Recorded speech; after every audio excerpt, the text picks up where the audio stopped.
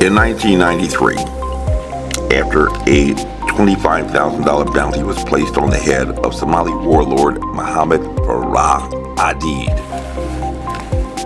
and he had been accused of war crimes, U.S. forces, including soldiers assigned to special operations units, were attacked in Mogadishu, and 2 Army Blackhawks were shot down, setting the stage for events known to many as Blackhawk Down, when U.S. Army Rangers adhered to their creed to never leave a fallen comrade and had attempted a daring rescue to save their fellow Ranger buddies. A controversial action that became the subject of many debates in the national news media, in a military action not always popular in the press.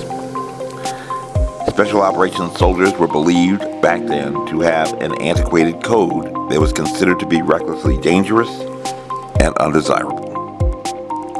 However, it is a fact that less than 25% of age-eligible Americans are even qualified to begin military service by reason of education, criminal record, and/or fitness. And of that less than 25%, less than 1% are even further inclined to do so. So empirically, if you are serving in the military as a uniformed service member, you are truly not the rule, but the exception amongst your fellow Americans. And for those assigned to special operations units like the Ranger Regiment or the Navy SEALs, they are less than 1% of those who serve in their respective service branches, specially selected and well-trained soldiers, and they say that there is no such thing as an atheist in a foxhole, which may explain why those who serve in the military are more likely to identify with a religious denomination than the average American, of whom today over 29% express no religious preference at all, identifying themselves as nuns, a religious denomination for statistical purposes that is even larger than those Americans who identify themselves as Roman Catholic, the largest faith denomination group. Hello, my name is Major Mike Webb, a retired Army Ranger who had been assigned as a legal specialist in the 75th Ranger Regiment, an intelligence officer who had been assigned to Echelon Above Corps Strategic Counterintelligence, and a candidate for U.S. Congress in Virginia's 8th Congressional District, represented by Democrat Congressman Don Beyer Jr., who, after winning what he had described as the election of his lifetime in 2020,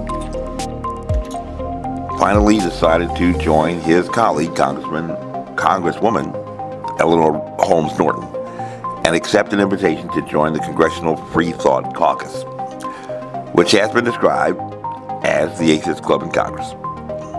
And since only 32% of residents in Arlington, Virginia, a crown in a kingmaker congressional district that had decided the outcome of statewide elections for over 2 decades, identify with any religious denomination at all, it is not surprising that a son of a preacher and evangelical Christian candidate might be described in this congressional district with the most government scientists in the nation as not an option, a fringe independent candidate in a congressional district where the Arlington Sun-Gazette has said that bookies wouldn't lay odds on a Republican picking up a seat in this congressional district because the voters are so far out of reach.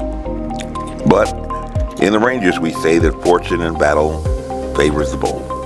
And in a pandemic, when most ran for cover, we decided to go on the offensive to catch a novel coronavirus in court, challenging the lockdowns, challenging the non-medical grade facial coverings, and challenging the vaccines, with all 3 of these actions raised all the way to the United States Supreme Court.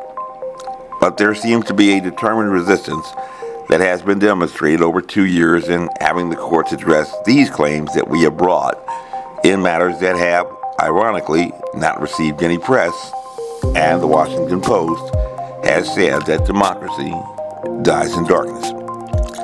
However, on March 25th, 2022, it was announced in the press that the Supreme Court had considered an application brought by the Defense Secretary against a group of U.S. Navy SEALs in a matter currently before the U.S. District Court for the Northern District of Texas, seeking a partial stay or relief from an order entered on January 3rd, 2022, precluding the Navy from considering respondents' vaccination status in making deployment, assignment, and other operational decisions, pending a final disposition of the appeal of the injunction order currently on an interlocutory appeal, or while other litigation is still ongoing at the United States Courts of Appeals for the Fifth Circuit. A complex litigation currently with parts of the case at all three levels of the federal judiciary. The ripple effect of this order from the Supreme Court was felt all the way down to the U.S. District Court in Texas, and on Monday, March 28, 2022, that court immediately published an order to certify a class or group of people and ordered the U.S. Navy to refrain from separating any service members who are unvaccinated and who have sought a religious exemption from getting a COVID-19 vaccine. However, currently, under the order, the Navy can still take into consideration the service member's vaccination status in deployment decisions, essentially saving Navy SEALs or any other sailor in the Navy from termination of their career after seeking a religious exemption from the vaccine mandates, but not necessarily preventing other administrative actions, like eligibility to deploy, which is the day-to-day job of any soldier or sailor in special operations, like the Navy SEALs. And we have determined that this is simply unacceptable. Rangers never leave a fallen comrade, and we have, by virtue of our current posture in the courts, been presented with an offer that we simply can't refuse. We have the shot, we're going to take it. And this week, we decided to parachute into the SEALs litigation, presenting a filing with the U.S. District Court for the Northern District of Texas, a petition for leave to intervene in the Navy SEALs litigation, to present what we believe will be a game-changing argument, one shot, one kill, and decision in the courts. Under Federal Rule of Civil Procedure 24, any person who possessed an unconditional right by statute can present a motion to intervene in any case in federal court, like the right assumed by the Negro comic actor Will Smith to slap Chris Rock in the face at the Oscars. And we have a Freedom of Information Act request that had been acknowledged and accepted by the White House on March 23, 2021, over a year ago, for which they have asserted a presumptive claim of executive privilege in defense. And it is described as a presumptive claim because for over a year, the White House has elected a dubious right to remain silent. And their silence on this issue speaks volumes about a pandemic pathogen that has been attributed to the deaths of over 6 million persons worldwide, almost 1 million Americans, over 22,000 veterans in veteran care facilities where the doors were closed to visitors at the very beginning of the pandemic declaration, and over 75% of Americans over the age of 65. And we shall get back to that because that is the only reason why the Texas court must permit our request for intervention.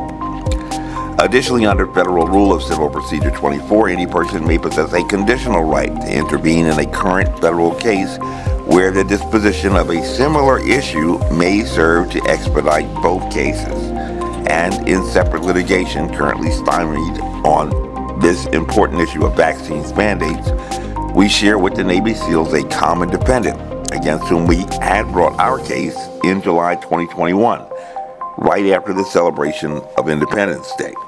Namely, the Defense Secretary, retired Army General Lloyd James Austin III. So either way, the Texas court must permit us to intervene.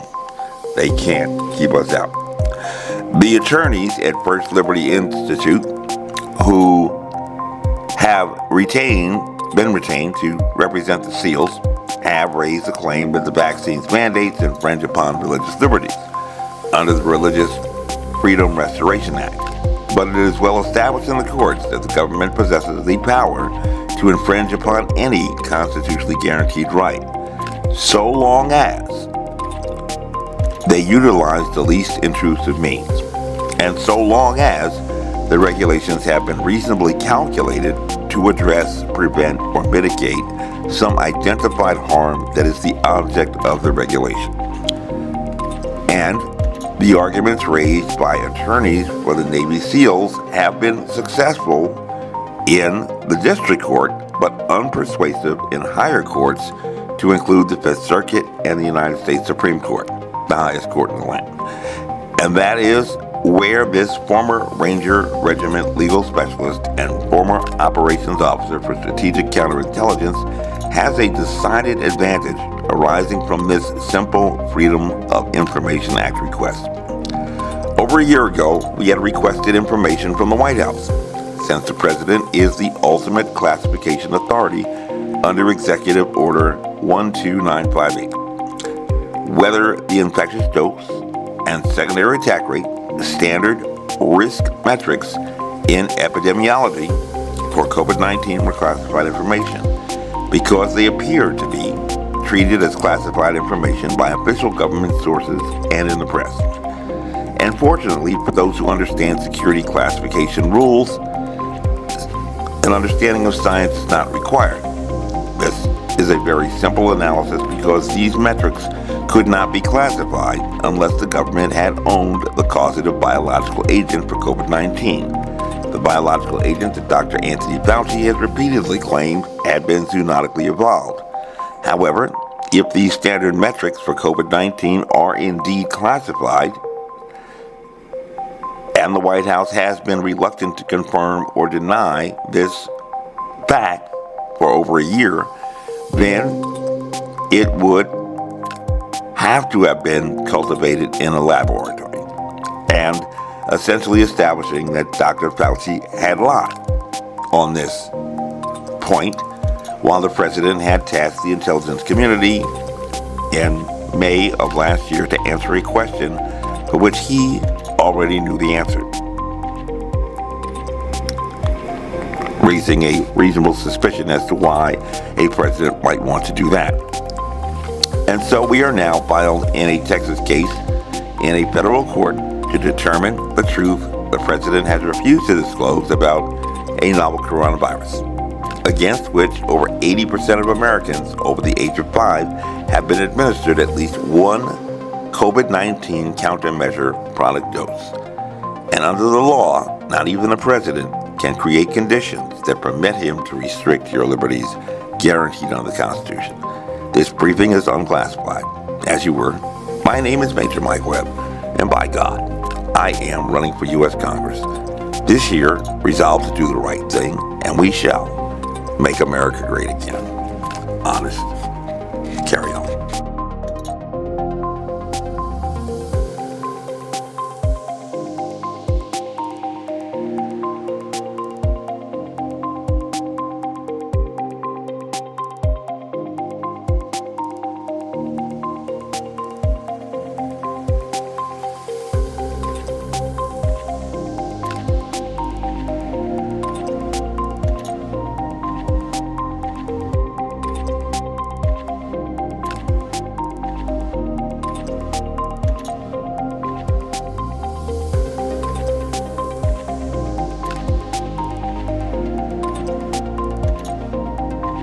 This advertisement was authorized by Mike Webb.